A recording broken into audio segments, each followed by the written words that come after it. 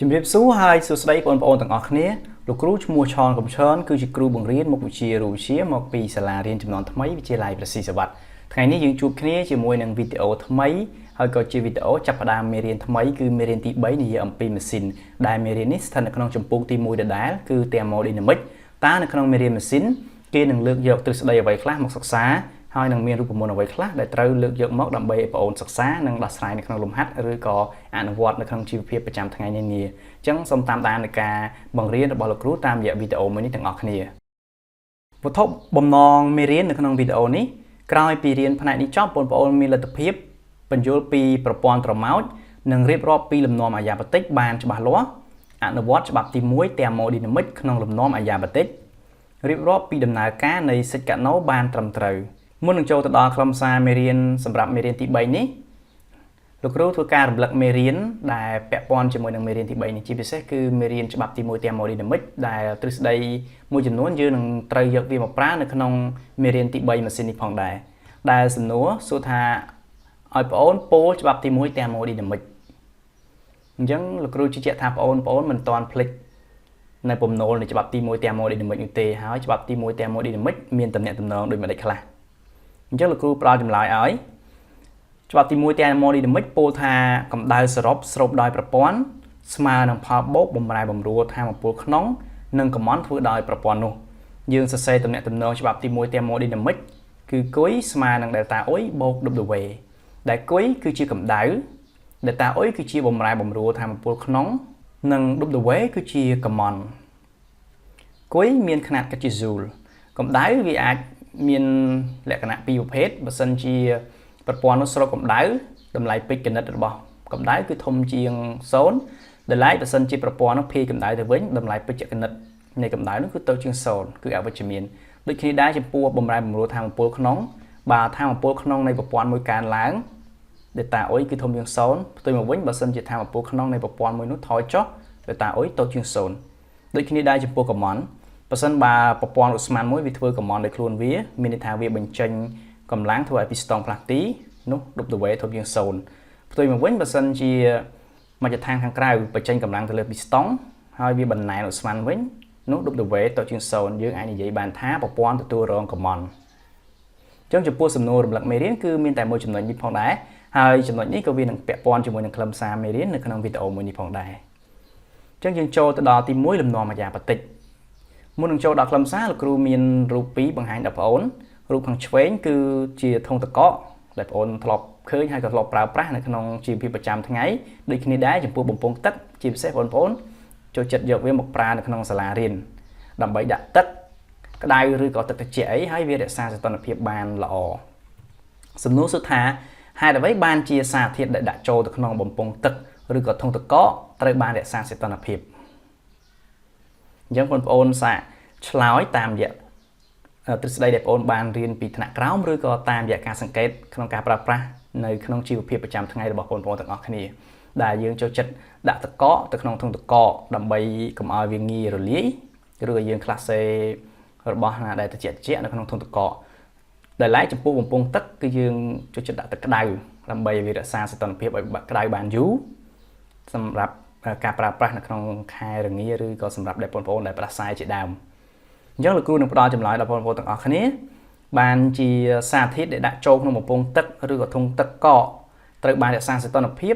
ដោយសារតែកម្ដៅដែលនៅក្នុងធុងឬក៏នៅក្នុងបំពង់ហ្នឹងគឺមិនត្រូវបានបាត់បង់មានន័យថាវាមិនត្រូវបានភាយចេញឬក៏កម្ដៅមិនត្រូវបានផ្ទេរចូលពីមជ្ឈដ្ឋានខាងក្រៅទេដែលធុងទឹកកកនិងបំពង់ទឹកនេះគឺវាផ្ដាច់ទំនាក់ទំនងនៃការបណ្ដូរកម្ដៅជាមួយនឹងមជ្ឈដ្ឋានក្រៅដែលគេហៅវាថាប្រព័ន្ធត្រម៉ោចយើងចាត់ទុកធុងទឹកកកឬក៏បំពង់ទឹកហ្នឹងជាប្រព័ន្ធត្រម៉ោចជាពិសេសគឺបំពង់ទឹកក្តៅក៏យើងអាចចាត់ទុកវាជាប្រព័ន្ធត្រម៉ោចផងដែរអញ្ចឹងថ្ងៃនេះយើងនឹងនិយាយអំពីប្រព័ន្ធត្រម៉ោចតើប្រព័ន្ធត្រម៉ោចគឺជាអ្វីឧទាហរណ៍ដូចរូបជាក់ស្ដែងនេះនៅពេលដែលយើងដុតកម្ដៅទឹកឲ្យវាក្តៅឬក៏ឲ្យសីតុណ្ហភាពវាកើនឡើងហើយយើងយកឆ្នុកវាឲ្យជិតបន្ទាប់មកយើងយកដាក់ចូលក្នុងកែវthermosដែលកែវthermosហ្នឹងគឺជាសញ្ញកាសនៅជុំវិញវាមានន័យថាកម្ដៅគឺមិនត្រូវបានផ្លាស់ប្ដូរជាមួយនឹងមជ្ឈដ្ឋានខាងក្រៅទេអញ្ចឹងប្រព័ន្ធនោះគឺគេហៅថាប្រព័ន្ធត្រម៉ោចអញ្ចឹងនិយមន័យប្រព័ន្ធត្រម៉ោចជាប្រព័ន្ធដែលមិន តាក់ទងជាមួយនឹងមជ្ឈដ្ឋានខាងក្រៅអញ្ចឹងថាមពលកម្ដៅរបស់វាមិនប្រែប្រួលទេមានន័យថាបំរែបំរួលកម្ដៅគឺស្មើ0បន្តមកទៀតយើងចូលលំនាំអាយ៉ាប៉ាទិកលំនាំអាយ៉ាប៉ាទិកគឺវាប្រព្រឹត្តទៅនៅក្នុងប្រព័ន្ធត្រម៉ោចនេះឯងដែលគេថាលំនាំអាយ៉ាប៉ាទិកជាលំនាំដែលប្រព័ន្ធមិនបណ្ដូរកម្ដៅជាមួយមជ្ឈដ្ឋានខាងក្រៅអញ្ចឹងគុយស្មើ0ករណីនេះគឺគុយនេះគឺវាស្មើទៅនឹងបំរែបំរួលថាមពលកម្ដៅអញ្ចឹងយើងសរសេរគុយស្មើ0មិនមែនកម្ដៅនៅខណៈណាមួយរបស់ប្រព័ន្ធនោះស្មើ0ហ្មងទេគឺគេនិយាយអំពីបំរែបំរួលកម្ដៅគឺស្មើ0ឯកសារបរទេសគេអាចសរសេរ delta គុយស្មើ0អញ្ចឹងតាមច្បាប់ទី1 thermodynamic គឺគុយស្មើនឹង delta I បូក W ក្នុងលំនាំអាយ៉ាប៉ាទិកគឺគុយស្មើ0អញ្ចឹងយើងបាន0ស្មើនឹង delta I បូក W យើងអាចទាញរក delta I ឬក៏យើងអាចទាញរក W បានអញ្ចឹងដោយករណីនេះលោកគ្រូទាញរក delta I គឺស្មើនឹងដក W គឺជាការអនុវត្តច្បាប់ទី1 thermodynamic ក្នុងលំនាំអាយ៉ាប៉ាទិកដោយគុយស្មើ0ចូលចំណុចបន្ទាប់គឺចំណុចទី2យើងនិយាយអំពី Sicano ដែល Sicano នេះគឺកើតឡើងដោយសាររូបវិទូជនជាតិបារាំងដែលមានឈ្មោះ Sadi Kano គឺគាត់កើតនៅឆ្នាំ1796ហើយស្លាប់ទៅវិញនៅក្នុងឆ្នាំ1832គាត់ជារូបវិទូជនជាតិបារាំងផ្នែកមូលដ្ឋានគ្រឹះ thermodynamic ហើយនៅឆ្នាំ1824លោកបានពណ៌នាអំពីទ្រឹស្ដីនៃម៉ាស៊ីនដែលគេហៅថាម៉ាស៊ីនកាណូគឺគាត់បានបង្កើតទ្រឹស្ដីនៃម៉ាស៊ីនកាណូមួយហើយធ្វើឲ្យមនុស្សជាតិយើងយកទ្រឹស្ដីនោះមកអនុវត្តបំបែកទ្រឹស្ដីនោះបង្កើតទៅជាម៉ាស៊ីនពិតដែលដាក់ឲ្យប្រើប្រាស់នៅក្នុងយានយន្តរបស់យើងសប្តាហ៍ថ្ងៃនេះអញ្ចឹងចំណុចនេះគឺយើងនិយាយអំពី Sicano អញ្ចឹងលោកគ្រូមានវីដេអូមួយបង្ហាញអំពីដំណើរការនៃម៉ាស៊ីនកាណូតើម៉ាស៊ីនកាណូវាដំណើរការដោយម៉េចខ្លះអញ្ចឹងបងប្អូនមើលវីដេអូនេះទាំងអស់គ្នាដែលវីដេអូនេះលោកគ្រូដកស្រង់ចេញពី YouTube មកអញ្ចឹងគឺយើងមានប្រព័ន្ធ thermodynamic ដែលមានស៊ីឡាំងមានពីស្តុងហើយនឹងមានអូស្មန်ដូចបង្ហាញនៅក្នុងរូបនេះហើយគេធ្វើការផ្លាស់ប្ដូរប្រភពកម្ដៅដែលផ្ដល់ឲ្យឬក៏ស្រូបពីអូស្មန်ដែលនៅក្នុងប្រព័ន្ធស៊ីឡាំងនោះដែលប្រភពកម្ដៅដែលដំណើរការនៅម៉ាស៊ីនកាណូនេះគឺមាន2គឺប្រភពក្ដៅនិងប្រភពត្រជាក់ដែលឡែកផ្នែកដែលមានពណ៌ប្រផេះហ្នឹងគឺជាអ៊ីសាឡង់អញ្ចឹងយើងមិនចាត់ទុកវាជាប្រភពកម្ដៅនោះទេដំណាក់កាលទី1ដូចបង្ហាញក្នុងរូបនេះគឺគេដាក់ប្រភពក្ដៅចូលអញ្ចឹងអូស្មန်ស្រោបកម្ដៅខណៈនោះអូស្មန်គឺវាធ្វើកំមន់ក្នុងលំនាំអ៊ីសូទែមមានថាស្រោបកម្ដៅធ្វើកំមន់ប៉ុន្តែរក្សាសីតុណ្ហភាពឲ្យនៅថេរក្នុងដំណាក់កាលទី1ដំណាក់កាលទី2គេដូរដាក់តំណអ៊ីសាឡង់ហើយអូស្មန်បន្តរីកមាឌតាមលំនាំអាយ៉ាប៉ាទិកដែលសារកម្ដៅមិនត្រូវបានផ្លាស់ប្ដូរដំណាក់កាលទី3គឺគេដាក់ប្រភពត្រជាក់ធ្វើឲ្យអូស្មန်ក្ដៅនៅក្នុងស៊ីឡាំងហ្នឹងភាយចូលធុងត្រជាក់ហើយរួមមាឌតាមលំនាំអ៊ីសូទែមហើយដំណាក់កាលចុងក្រោយវាបន្តរួមមាឌតាមលំនាំអាយ៉ាប៉ាទិកអញ្ចឹងដំណើរការនៃម៉ាស៊ីនកាណូតគឺមាន4ដំណាក់កាលដោយបង្ហាញម្ដងទៀតគឺអានេះគឺដំណាក់កាលទី1អូស្មန်ស្រោបកម្ដៅតាមលំនាំអ៊ីសូទែមដែលយើងមើលយ៉ាក្រាមគឺវាដើរពី A ទៅ B ហើយវាបន្តរីកមាឌតាមលំនាំអាយ៉ាប៉ាទិកមិនស្រោបកម្ដៅទៀតទេប៉ុន្តែអូស្មန်បន្តរីកមាឌបន្តិចទៀតគឺកន្លង B ទៅ C ដំណាក់កាលទី3អូស្មန်រួមមាឌតាមលំនាំអ៊ីសូទែមដែលភាយកម្ដៅចូលធុងត្រជាក់វិញហើយដំណាក់កាលចុងក្រោយគឺវាបន្តរួមមាឌតាមលំនាំអាយ៉ាប៉ាទិកទៅដល់ទីតាំងដើមរបស់វាវិញអញ្ចឹងអានេះគឺជាដំណើរការទាំង4នៃម៉ាស៊ីនកាណូអញ្ចឹងយើងទៅមើលដំណើរការរបស់វាដែលម៉ាស៊ីនកាណូនេះគឺយើងចាត់ទុកវាជាម៉ាស៊ីនទ្រឹស្ដីដោយសារតែវាគ្រាន់តែជាទ្រឹស្ដីនោះទេការអនុវត្តជាក់ស្ដែងគឺគេអនុវត្តទៅលើម៉ាស៊ីនសាំងឬម៉ាស៊ីនម៉ាស៊ូនោះទេដែលយើងនឹងបង្ហាញឬក៏យើងនឹងសិក្សានៅវីដេអូបន្ទាប់អញ្ចឹងនិយាយអំពីដំណើរការរបស់ម៉ាស៊ីនម្យ៉ាងដែលមានឈ្មោះថាកាណូម៉ាស៊ីនកាណូគឺដំណើរការចន្លោះប្រភពកម្ដៅ2ដោយដែលបានបង្ហាញក្នុងវីដេអូអញ្ចឹងគឺប្រភពក្ដៅនិងប្រភពត្រជាក់ hot និង cold ដែលដំណាក់កាលទី1ហ្នឹងគឺគេដាក់ប្រភពក្ដៅទៅឲ្យអូស្មန်ហើយអូស្មန်ស្រោបកម្ដៅហើយវាធ្វើកំមន់វារុញពីស្តុងផ្លាស់ទីឡើងលើតាមលំនាំអ៊ីសូទែមអូស្មန်រីកមាឌដំណាក់កាលទី2គេដាក់តំណអ៊ីសាឡង់ហើយអូស្មန်បន្តរីកមាឌបន្តិចទៀតតាមលំនាំអាយ៉ាប៉ាទិកមានន័យថាគុយស្មើ0ដំណាក់កាលទី3គេដូរដាក់តំណដែលជាប្រភពត្រជាក់វិញអញ្ចឹងអូស្មန်ក្ដៅដែលនៅក្នុងស៊ីឡាំងគឺវាបានភាយកម្ដៅទៅធុងត្រជាក់ដែលធុងត្រជាក់មានសីតុណ្ហភាព TC អញ្ចឹងអូស្មန်រួមមាឌវិញដំណាក់កាលចុងក្រោយដំណាក់កាលទី4គឺគេដូរពីធុងត្រជាក់ទៅដាក់តំណអ៊ីសាឡង់វិញអញ្ចឹងអូស្មန်នៅតែបន្តរួមមាឌមកដល់ទីតាំងដើមវិញបានមួយជុំឬក៏បានមួយសិចបាទអញ្ចឹងអានេះគឺជាការសិក្សាយ៉ាក្រាម ចឹងដំណាក់កាលទី1គឺអូស្មန်ស្រូបកម្ដៅពីធុងក្ដៅដើម្បីធ្វើកំណតាមលំនាំអ៊ីសូតេមដែលដំណើរការវានៅលើយ៉ាក្រាម PV គឺពី A ទៅ B យើងឃើញថាមាត្រអូស្មန်គឺរីកខ្លាំងនៅក្នុងលំនាំអ៊ីសូតេមខណៈនោះគឺកម្ដៅគុយហាស់ត្រូវបានស្រូបចូលមានថាកម្ដៅត្រូវបានស្រូបចូលពីប្រភពក្ដៅទៅ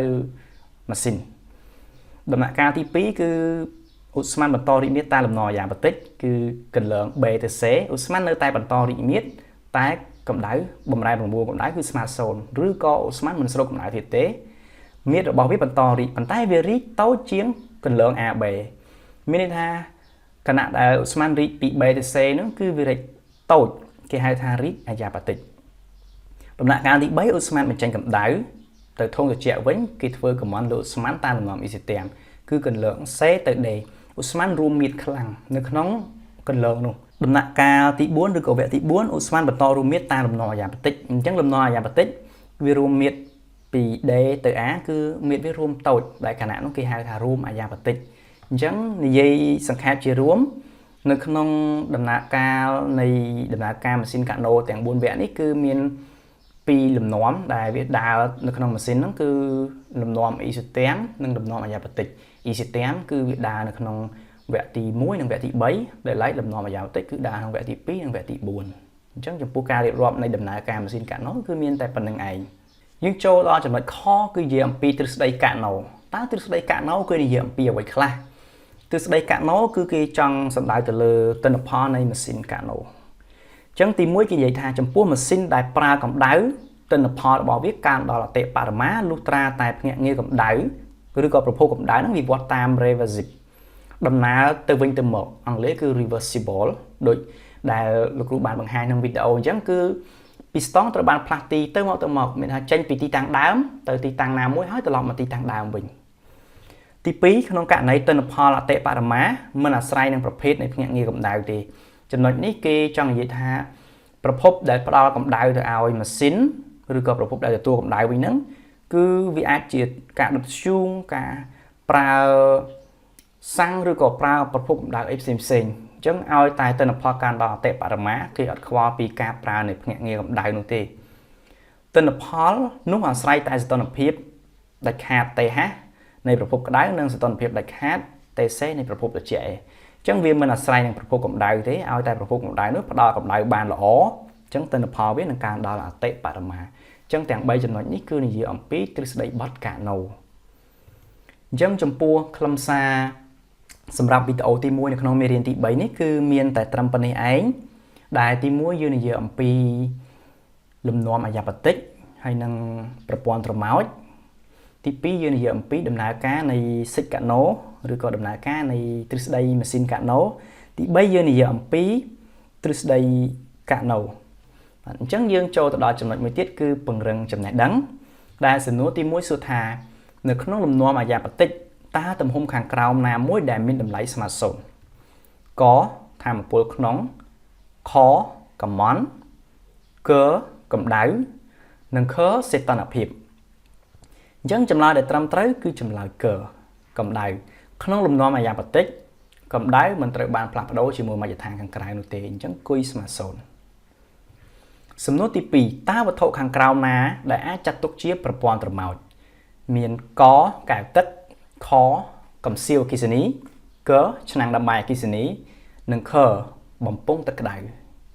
អញ្ចឹងបងប្អូនសាកស្មើសម័យនៅក្នុងជីវភាពរស់នៅរបស់យើងរាល់ថ្ងៃថាតើមួយណាដែលមិនបណ្ដូរកម្ដៅជាមួយមជ្ឈដ្ឋានខាងក្រៅ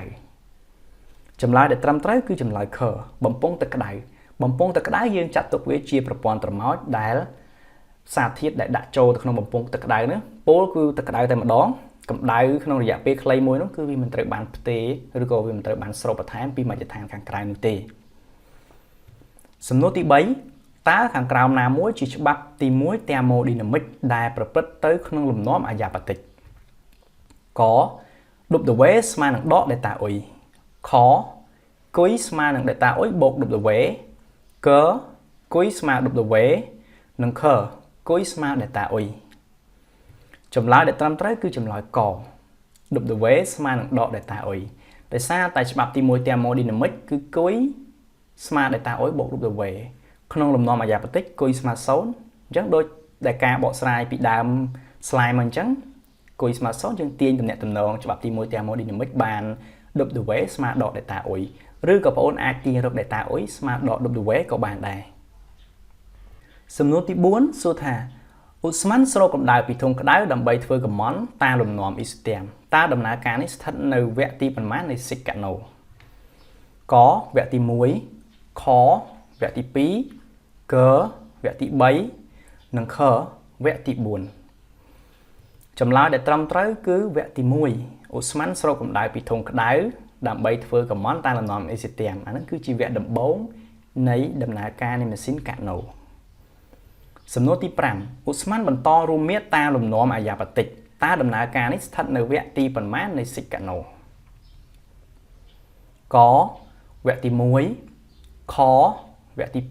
2កវគ្គទី3និងខវគ្គទី4ឧស្ម័នបន្តរួមមាត្រក្នុងលំនាំអាយ៉ាប៉ាទិកអញ្ចឹងចម្លើយដែលត្រឹមត្រូវគឺចម្លើយខស្ថិតនៅក្នុងវគ្គទី4គឺជាវគ្គចុងក្រោយនៃដំណើរការម៉ាស៊ីនកាណូសំណួរទី6តើលំនាំអ្វីដែលកើតឡើងក្នុងដំណើរការនៃវគ្គទី1របស់សិកាណូបាទអញ្ចឹងវាស្តៀងនឹងសំណួរទី4ដែរកលំនាំអ៊ីសូបាខអ៊ីសូកកអ៊ីសូធែមនិងខអាយ៉ាប៉ាទិកអញ្ចឹងក្នុងវគ្គទី1លំនាំដែលវាដើរឬក៏លំនាំដែលវាប្រព្រឹត្តទៅក្នុងវគ្គទី1នៃសិកាណូនោះគឺលំនាំអ៊ីសូធែមឧស្ម័នរីកមាត្រក្នុងលំនាំអ៊ីសូធែមគឺចម្លើយកចូលដល់សំណួរទី7ប្រព័ន្ធត្រម៉ោចមួយបើថាមពលក្នុងថយចុះ500 Joule តើកំណដែលបំពេញដោយប្រព័ន្ធស្មើនឹងប៉ុន្មានអញ្ចឹងករណីនេះគេប្រាប់ថាប្រព័ន្ធត្រម៉ោចហ្នឹងវាថយចុះថាមពលក្នុងអស់500 Joule ក W ស្មើដក500 Joule ខ W ស្មើ500 Joule ក W ស្មើ0និងខ W ស្មើ1000 Joule ចម្លើយដែលត្រឹមត្រូវគឺចម្លើយខកំមន់ស្មើនឹង500 Joule ហេតុអីបានជាចម្លើយខដែលជាចម្លើយត្រឹមត្រូវ W ស្មើ500 Joule អញ្ចឹងទៅមើលការបកស្រាយទាំងអស់គ្នាដែលយើងសរសេរច្បាប់ទី1 thermodynamic មកគឺគុយស្មើ delta I បូក W នាំឲ្យ W ស្មើដក delta I អានេះគឺក្នុងលំនាំអាយ៉ាប៉ាទិកដោយសារប្រព័ន្ធត្រម៉ោចលំនាំដែលដើរនៅក្នុងប្រព័ន្ធត្រម៉ោចគឺលំនាំអាយ៉ាប៉ាទិកអញ្ចឹងគុយស្មើ0យើងបាន W ស្មើដក delta I ប៉ុន្តែបាទនេះគុយស្មើ0ហើយ delta I ស្មើនឹងដក500 Joule អញ្ចឹងយើងចំនួនទៅគឺបាន W ស្មើនឹងដកគុណនឹងដក500 Joule អញ្ចឹងយើងបាន W ស្មើនឹង500 Joule ចូលដល់សំណួរបន្ទាប់កាលណាឧស្ម័នត្រូវបានបណ្ណែនតាមបែបអាយ៉ាប៉ាទិកកំមន់បានធ្វើលើឧស្ម័ននោះគឺ640 Joule គណនាបំរែបំរួលថាមពលក្នុងរបស់ឧស្ម័នអញ្ចឹងគេថាកំមន់ធ្វើលើឧស្ម័នវាស្មើនឹងឧស្ម័នទទួលរងកំមន់ហើយអញ្ចឹង W ស្មើដក640 Joule នៅពេលដែលយើងយកតម្លៃបេក្ខនិតវាមកប្រើចម្លើយក delta I ស្មើនឹងដក640 Joule ខ delta I ស្មើ500 Joule ក delta I ស្មើ0និងខ delta I ស្មើនឹង640 Joule អញ្ចឹងចម្លើយដែលត្រឹមត្រូវគឺចម្លើយខ delta I ស្មើនឹង640 Joule ទៅមើលការបកស្រាយទាំងអស់គ្នាថាហេតុអ្វីបានជាចម្លើយខត្រឹមត្រូវអញ្ចឹងយើងសរសេរតំណែងតំណច្បាប់ទី1 thermodynamic ដដែលប៉ុន្តែយើងទាញរក delta I គឺស្មើនឹងដក W ប៉ុន្តែគុយស្មើ0 W ស្មើដក640 Joule គឺប្រព័ន្ធទទួលរងកំមន់អញ្ចឹងយើងបាន delta I ស្មើនឹងដកគុណនឹងដក640 Joule គឺស្មើនឹង640 Joule អញ្ចឹងដូចនេះ delta I ឬក៏បំរែបំរួលថាមពលក្នុងនៃប្រព័ន្ធនោះគឺស្មើនឹង640 Joule ចូលដល់សំណួរទី9គេបណ្ណែនឧស្ម័នមួយក្នុងសៀឡាំងមួយក្នុងលំនាំអាយ៉ាប៉ាទិកកំមន់បំពេញក្នុងពេលបណ្ណែននោះគឺ 4.5 Joule បំរែបំរួលថាមពលក្នុងនៃប្រព័ន្ធក delta I ស្មើនឹងដក 4.5 Joule ខ delta I ស្មើ0ក delta I ស្មើ 4.5 Joule និងខ delta I ស្មើនឹង9 Joule អញ្ចឹងបងប្អូនគិតនឹងឆ្លើយឲ្យបានលឿនដោយសារតែសំណួរនេះលោកគ្រូធ្លាប់ចេញពីសំណួរខាងមុនរួចមកហើយអញ្ចឹងបងប្អូនមានបទពិសោធន៍ច្រើនក្នុងការឆ្លើយសំណួរហ្នឹងហើយចម្លើយដែលត្រឹមត្រូវគឺចម្លើយក delta I ស្មើ 4.5 Joule ហេតុអីបានជាចម្លើយក delta I ស្មើ 4.5 Joule ជាចម្លើយត្រឹមត្រូវយើងទៅមើលបំណកស្រាយតាមរូបមន្តគុយស្មើ delta I បូក W ដដែល នាំឲ្យ data អុយស្មើដក W ប៉ុន្តែគុយស្មើ0ហើយ command ស្មើនឹងដក 4.5 joule ក្នុងន័យនេះគឺគេប្រើ command អស់ 4.5 joule ដើម្បីបណ្ណាលឧស្ម័នអញ្ចឹងមានន័យថាគេធ្វើ command ទៅលើឧស្ម័នអញ្ចឹង command តម្លៃពេជ្រគណិតរបស់វាគឺតូចជាង0គឺ W ស្មើដក 4.5 joule យើងបាន data អុយស្មើនឹងដកគុណនឹងដក 4.5 joule ស្មើនឹង 4.5 joule អញ្ចឹងយើងបាន data អុយដែលជាបម្រែបម្រួលថាមពលក្នុងនៃប្រព័ន្ធគឺស្មើនឹង 4.5 joule ចំពោះការពង្រឹងចំណេះដឹងគឺមានត្រឹមតែ 9 សំណួរនេះឯងអញ្ចឹងយើងចូលដល់ការសង្ខេបខ្លឹមសារឡើងវិញដែលទី1យើងនិយាយអំពីប្រព័ន្ធត្រមោចគឺជាប្រព័ន្ធដែលមិនតាក់ទងនឹងមជ្ឈដ្ឋានខាងក្រៅដូចនេះថាមពលកម្ដៅរបស់វាមិនប្រែប្រួលទេលំនាំអាយ៉ាប៉ាតិកគឺគុយស្មើ0អញ្ចឹងយើងទាញបានតំណែងតំណងច្បាប់ទី1 thermodynamic គឺ W ស្មើនឹងដក data អុយឬក៏យើងអាចទាញរក data អុយស្មើនឹងដក W ដែលគុយគឺជាកម្ដៅ W គឺជា command ហើយ data អុយគឺជាបម្រែបម្រួលថាមពលក្នុងនៃប្រព័ន្ធ thermodynamic នោះសម្រាប់ខ្លឹមសារនៃការបង្រៀនតាមរយៈវីដេអូមួយនេះគឺចប់តែត្រឹមប៉ុណ្ណេះឯងអរគុណចំពោះការចូលរួមតាមដានសិក្សាជាមួយលោកគ្រូតាមរយៈវីដេអូមួយនេះជួបគ្នាជាមួយនឹងវីដេអូភាគបន្តនៃមេរៀននេះជាបន្តទៀតជម្រាបលា